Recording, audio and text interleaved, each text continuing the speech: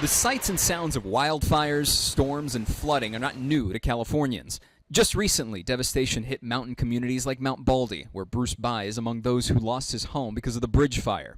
I got out of there and just everything burnt. I went back later on that night and I could just see the house, just burning. They wouldn't let me go back any further, but it's just a pile of dust now. He made it out with his dogs, but says the fire blazed through Baldy so fast he was only able to grab a couple of T-shirts and documents. It was just getting closer and closer and stuff. There's nothing I could do. In 2022, Hurricane K brought a stretch of rare weather to Southern California, leading to significant beach erosion, completely tearing away sections of coastline.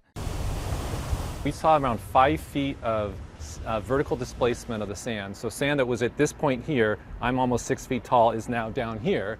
And so that means that walkways down to the beach aren't accessible. It's kind of scary knowing that I've been down here for 20 years, and there used to be a basketball court down here and used to play basketball all the time with my kids and stuff, and that washed away.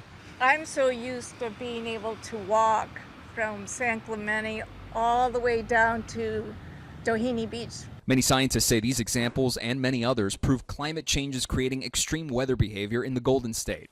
Prop 4 would authorize $10 billion in bonds, the largest single amount ever to fight climate change in California history. $1.2 billion for coastline protection, $1.5 billion would go to wildfire protection. Billions more would go to safe drinking water, drought, flood, and water resilience, as well as fish and wildlife. I would argue that this is something that's crucial to the health and well-being of Californians, and that's why it's a sound investment for us, and it is a small portion of our budget. Prop 4's appearance on the ballot comes in an attempt to offset Governor Newsom's recent climate budget cuts, which were done in part to combat the state's multi-billion-dollar deficit. Assemblymember Rick Chavez helped sponsor the prop.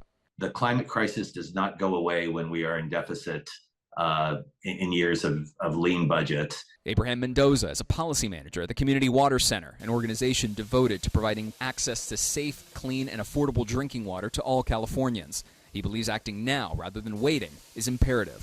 If we don't invest now, we pay the cost for it later at an exponential rate. The legislation requires at least 40% of the money be allocated to projects that help vulnerable populations or disadvantaged communities. It's important to realize that people are already feeling the financial impacts of this by paying out of their own pocket. This is a really, really great opportunity to move the needle along substantially in so many areas for communities that for so often have gone underinvested and underfunded. And while the measure has the support of a number of groups, there are financial implications to consider.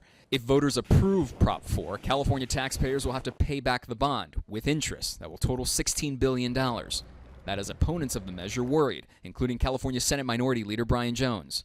What we're doing currently, if this passes, is tying the hands of future legislatures that may need that $600 million or $400 million in their budget. But we're tying that up right now. Senator Jones and others against Prop 4 argue this is wasteful spending, focused on non-specific projects, and that it will be paid for by people down the road who had no say in the legislation to begin with. Voting yes on this proposition puts the state and future taxpayers in debt for 30 to 40 years.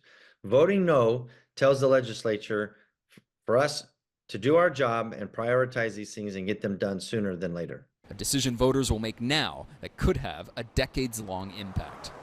Gio Insignares, KCAL News.